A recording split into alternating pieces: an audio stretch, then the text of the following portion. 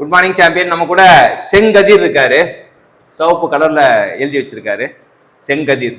என்னன்னா Sengathir from Gnanamani college of technology. Gnanamani college of டெக்னாலஜின்னு வந்திருக்காரு. Is a GATE aspirant. So Gnanamani college of technology ஒரு thermodynamics ஞானத்தை தான் நம்ம கொடுக்க வந்திருக்காரு. என்ன ப்ராப்ளம் நம்ம கைவசம் இருக்கு? ஒரு ஸ்டீம் விசில். அவர் ஒரு ஸ்டீம் விசில பாக்குறாரு. சரியா? பார்த்தா அது எப்படி இருக்கு? இன்சுலேட்டடா இருக்கு. ஃபுல்லா இன்சுலேட்டடா இருக்கு. உள்ள வேலையே செய்ய மாட்டேது. நோ சாஃப்ட் ஒர்க் அப்படின்றாரு. அப்ப டெல்டா ஹெச் என்ட்ரில இருந்து அந்த விசில் இருக்குன்னு வச்சுங்களேன். விசில்ல என்ட்ரில இருந்து எக்ஸிட்டுக்கு போகும்போது டெல்டா ஹெச் வந்து 0.8 கிலோ ஜூல் பர் கேஜி. அது மட்டும் இல்லாம கைனடிக் எனர்ஜி வந்து முன்னாடி வந்து நெக்லிஜிபிள்ட்டாங்க. Kinetic energy negligible inlet.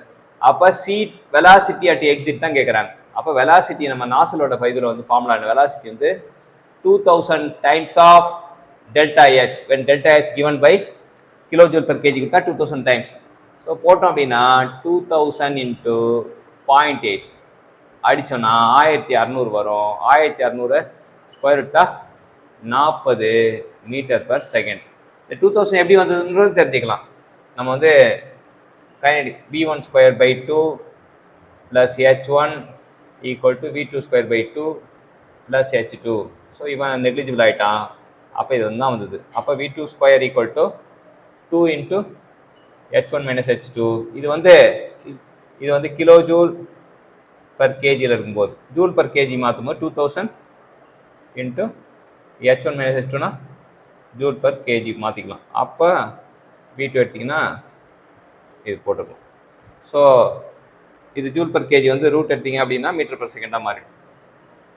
வெலாசிட்டிக்கு metre per second கிடைக்கும். ஸோ அப்படி தான் கிடைச்சது. ஸோ இந்த ப்ராப்ளத்தை என்ன புரிஞ்சுது செங்கதி சொல்லுங்க.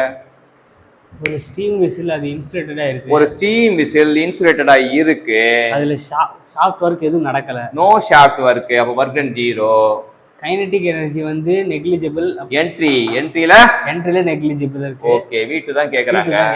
V2க்கு என்ன ஃபார்முலா வரும்? Root of 2000 square root of 2000 into delta H, where delta H should be in kilojoule per kg. அதான் delta H வந்து kilojoule per kg ல இருந்ததுன்னா அப்ப 2000 போடணும் அப்படின்றது தெரிஞ்சுக்கலாம். போட்டோம்னா நமக்கு 40 மீட்டர் பர் செகண்ட் வருது. ஸோ இதான் answer. So study from education இந்த ஈக்குவேஷன் அரைவ் ஆச்சு. Thank you champions.